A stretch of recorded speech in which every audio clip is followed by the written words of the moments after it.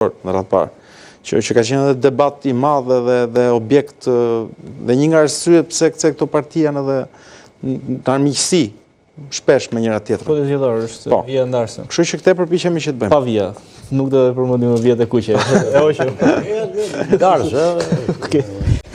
Një kodi zgjedhor, po, Zeli Mehmeti. Sheve, është shumë e rëndësishme, pati ato vjetë, se ndër tjera t'i ke vijën e kuqe e ke dhe në logo, po. Po, qëti? Okej, po, batut. Dëshira për t'u ullë dhe për diskutu, pa tjetër është. Dëshira për të qenë tavolin, quhet humbullakët e tjera, pa tjetër që mund tjetë, po kujdes, mos ngatrojmë dy fakte, se me të vërtet, ka një dëshirë dhe Partia Demokratike, po thotë që po bëjmë sikur nuk e shohim diferencën dhe po ulemi bashkë dhe po e diskutojmë bashkë, po jo se diferenca nuk ekziston. Diferencat ekzistojnë. Numrat, votat në fund fare janë numra. Tregojnë autoritet, secili tregon autoritetin e vet.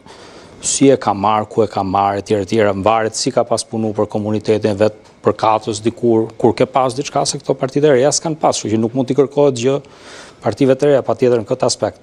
Ku e sheh veten sot? Ku janë Karshi me Ramën? E sheh veten opozit, apo jo?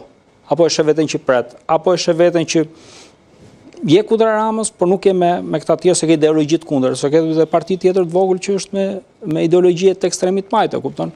Që nuk është se ka ndonjë sens të madh afrimin me ideologji të djatha, bën shumë sens. Po, ti themi këto me këmbën tokë, se patjetër ka arsye me djegura, madje shumë mirë që ofrohet një urë, se idealisht duhet me ndërtu orën, në këtë rast është ofru një orë, nuk ka absolutisht idera me djegura, po të kuptojmë gjithse cili vlerat, peshat dhe çfarë ofron gjithse kush në këtë lloj diskutimi. Unë qëndroj, dhe gjithmonë kam qëndruar, kemi diskutuar sa herë, që duhet ketë një përpjestim të drejtë të numrit votave me mandatet. Jam shumë dakord që është një kod zgjedhor skandaloz nga ky aspekt. Jam shumë dakord nga ky aspekt. Jo vetëm në numra mandatesh, por dhe në përzgjedhjet cilësore të mandateve, edhe kjo qëndron, por gjithmonë duhet kuptojmë edhe që ndonjëherë ajo përfaqësia e barabartë në një grupazh e secilës parti mund mos tregoj fiks peshën që ka secila parti. Është një dëshirë gjithmonë nga partitë e vogla me drejtë, si tha Seamini, që tregon një përunjësi më shumë, po të kuptojmë që diferenca gjithsesi ekziston. Prandaj fund fare ditës, prandaj thash dhe në fillim, përgjegjësia është e Partisë Demokratike, kjo e para. Është forca më e madhe, ka përgjegjësinë të mbledhë dhe të çojë vrullin përballë. Pra, nuk e di sa i qartë u shpjegova në këtë drejtim, por diferencat dëshirohen të sheshohen, po jo se diferenca s'ka. Por në fund fare ditës jam dakord bashkimi drejt ideve. Dhe ideja jonë është rrëzimi i Ramës një orë më parë. Dhe nga ky moment, nëse ka zgjedhje lira dhe drejta, gjithse kush i propozohet publikut si mendon vetë, me grupazhin e vet, me idetë e veta, nëse s'do me u bashku me dikë tjetër, merr votën, kërkon votën, përsa do ketë gjithmonë një fitues dhe një humbës. Nëse i më të voglit me numra, atëherë i bie që rregullat i vendosni ju. Jo. Në një palë zgjedhje të drejta dhe të lira, patjetër më i madhi do fitojë. Do ketë një fitues, do ketë një humbës, do ketë një pozitë, do ketë një opozitë. Bota funksionon, demokracia është funksionale. Po ju i doni si alat apo si normale. Se po ti doni si shtojës? Atëherë edhe një herë, ndoshta s'po shpjegohem ose ndoshta s'po kuptohem. Ne qëndrojmë, paktën unë mund t'jap mendimin tim, për një parim, një qeverie tranzitore që të garantojë zgjedhje lira dhe të ndershme. Që do të thotë dhe kodi zgjedhor të jetë ai që duhet të jetë, që të përkthehet në mandate ashtu siç duhet, në numra dhe cilësi. Dhe dy, të ketë një qeveri e cila nuk përdoret si pengesë, si barrierë ndaj zbatimit drejtësisë tek personat që kanë pushtetin. Kaq.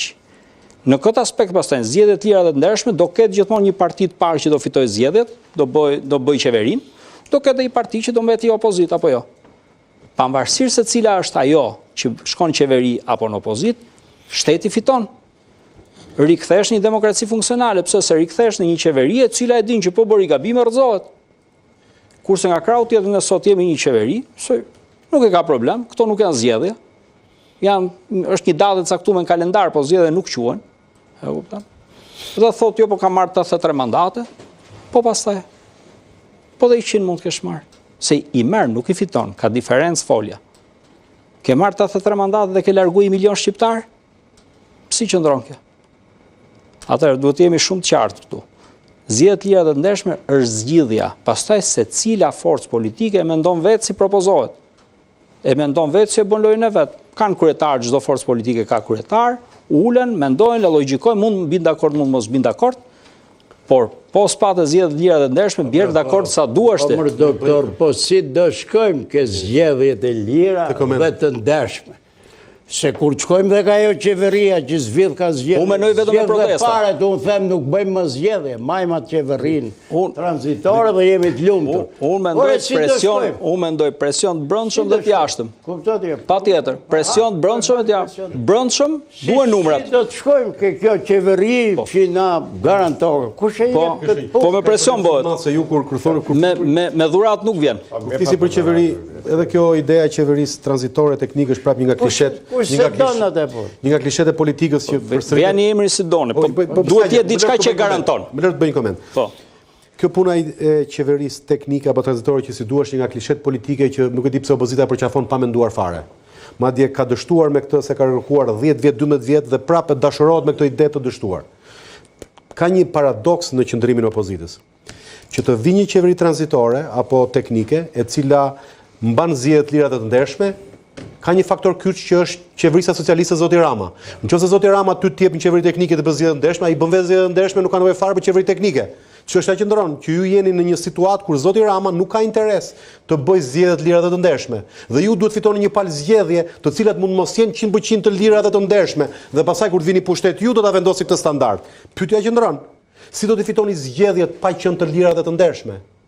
Ose pa qenë idealisht të lira dhe të ndershme, sepse nuk ka absolutisht asnjë lloj mundësie që zoti Rama të tërhiqet, t'ju japi qeveri teknike, t'ju japi bekimin kur ai ka të gjitha votat dhe të thotë tani bëni zgjedhje të lira të ndershme. Se po t'ishte kështu kishte bërë ai, nuk ka pse të presi këto artifica.